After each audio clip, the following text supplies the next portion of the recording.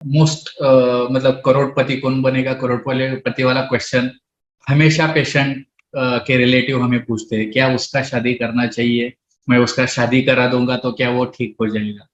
या फिर ये बहुत बार मतलब गलतफहमी है कि शादी करेंगे तो वो ठीक हो जाएगा। उसके बारे में आप लोगों को क्या बताना चाहिए? शादी इंडियन सेटिंग में बहुत ही हम बोलते हैं कि प्यारी चीज है सबके लिए। हमेशा लोग बोलते हैं बिग फैट वेडिंग, ऐसा इंग्लिश में बोलते हैं कि हमारे यहाँ पे शादी बोले तो बहुत तामझाम रहता है, बहुत लोगों को पसंद रहता है और बहुत अपेक्षाएं रहती है शादी से। तो हम एक चीज समझना जरूरी है कि ये बीमारी है। अगर फॉर एग्जाम्पल मैं आपको बोलूं कि एक कोई इंसान गिर गया और उसका हाथ टूट गया है, तो आप उसका शादी करा दोगे तो उसका हाथ ठीक हो जाएगा, तो आपको हंसी आएगी। आप मेरे को बोलोगे कि अरे डॉक्टर पागल हो गया है, इसको पहला इलाज करो।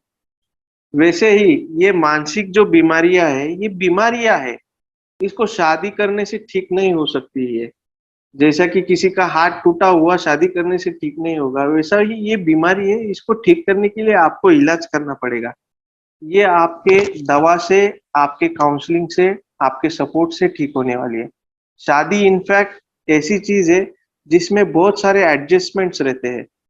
जैसे कि फॉर एग्जांपल आप अगर पेशेंट हो, समझो मैं पेशेंट हूँ, मैं अगर दूल्हा हूँ और मेरे को अगर मैं मानसिक बीमारी से गुजर रहा हूँ और मेरे को शादी करना है, तो पहले से ही मेरा स्ट्रेस लेवल इतना रहता है बीमारी की वजह से, मैं खुद को हैंडल नहीं कर पाता हूँ। और अगर मेरे को सामने वाली कोई लड़की अगर मेरी वाइफ होने वाली हो, तो उसको भी मेरे को हैंडल करना कितनी बड़ी जिम्मेदारी रहती है, ये आप इमेजिन कर सकोगे।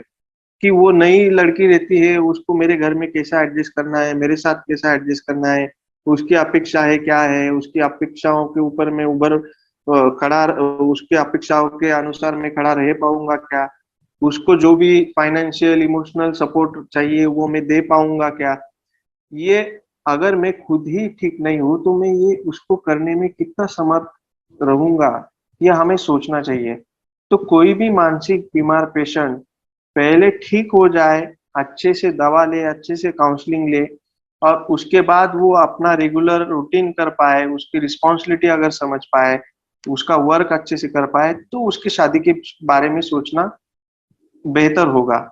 सिर्फ बीमारी का इलाज शादी है अगर ये आप सोचोगे तो गड़बड़ हो जाएगा, उसका तकलीफ उल्टा ज्यादा होने का चांस है। नॉर्मली साइंस ये बोलता है कि शादी एक बहुत बड़ा स्ट्रेसफुल फैक्टर रहता है आपके जीवन में। स्ट्रेसफुल रहता है मतलब सब बुरा ही रहता है ऐसा नहीं, बट आपकी रिस्पॉन्सिबिलिटीज बहुत सारी बढ़ जाती है। तो इसके लिए आप एक्चुअली खुद को पहले से हैप्पी रखना, समर्थ रखना, तंदुरुस्त रखना जरूरी है। तो ये हमेशा याद रखो। और दूसरा इम्पोर्टेंट चीज, बहुत लोग पूछते हैं कि ये मानसिक बीमार है तो इसका शादी कर सकते हैं क्या।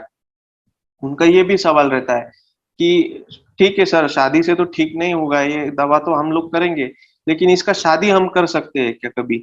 तो हमेशा याद रखो, कोई भी इंसान नॉर्मली शादी का क्राइटेरिया क्या रहता है आजकल के जमाने में। अगर उसका एडल्ट एज हो गया है, शादी का जो गवर्नमेंट ने तय किया हुआ एज हो गया है, अगर वो फिजिकली फिट है, अगर वो इमोशनली फिट है, उसको समझ रहा है कि शादी मतलब क्या है, शादी के बाद की रिस्पॉन्सिबिलिटीज क्या है, अगर वो खुद के पैर पे खड़ा रह पा रहा है, खुद का काम कर पा रहा है, घर वालों के लिए कुछ चीजें कमा के लेके आ पा रहा है, और उसको खुद की जिम्मेदारी का एहसास है, तो ऐसे लोगों का हम शादी करते हैं। तो वैसा ही कोई भी अगर मानसिक बीमारी का पेशेंट है, अगर उसको ये सब चीजों का अगर एहसास है और वो कर पा रहा है, तो उसका आप शादी कर सकते हो, उसमें कोई दिक्कत नहीं है। हाँ, आप सामने वाले पार्टी से अच्छे से इसके बारे में बात करो कि हमारा पेशेंट है, इसको हमने ठीक किया है, ये अभी सभी एक्टिविटीज करता है। आप उनको भरोसे में लो, उनको दिखाओ चीजें सब, ये कैसा करता है, क्या करता है।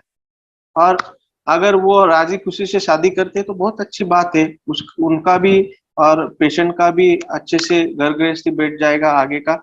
लेकिन ये इम्पोर्टेंट है कि वो ये सब रिस्पॉन्सिबिलिटी समझता है और उसको अगर वो कर पा रहा है तो ही ये हो सकता है।